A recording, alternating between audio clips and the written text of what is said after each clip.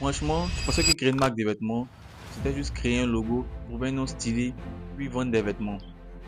J'étais totalement à côté de la plaque. Dans cette vidéo, je te raconte toutes les difficultés que j'ai rencontrées lors du lancement de ma marque. Et si tu veux créer la tienne, reste jusqu'à la fin de la vidéo car tu vas sûrement éviter les mêmes erreurs que moi.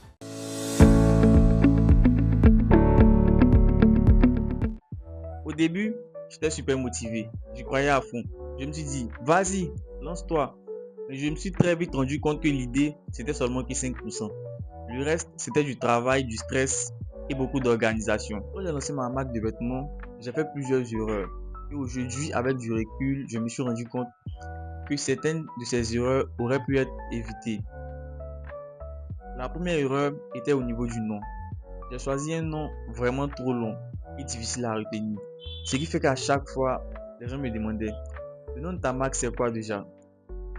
J'étais obligé de leur répéter plusieurs fois le nom de la marque, mais ils finissaient toujours par oublier, ce qui devenait un peu agaçant.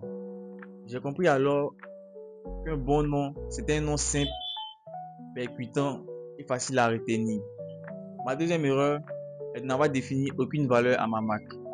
Ma marque n'avait aucune histoire, aucune identité claire et aucun message à véhiculer. Et quand une marque n'a pas de valeur, c'est difficile pour les gens de s'y attacher. Ce qui fait que mes produits n'avaient vraiment pas d'âme. Ma troisième erreur est que je me suis précipité pour sortir mes premiers modèles. J'ai vraiment pas pris le temps d'étudier le marché ni de savoir ce que les gens voulaient réellement. Résultat, j'ai conçu plusieurs t-shirts qui ne se sont jamais vendus. Ma quatrième erreur, c'est que je baissais mes prix pour faire plaisir aux gens. Beaucoup de personnes me disaient, les t-shirts sont trop chers. Et pour leur faire plaisir, je baissais mes prix. Mais en fait, je dévalorisais moi-même mon propre travail.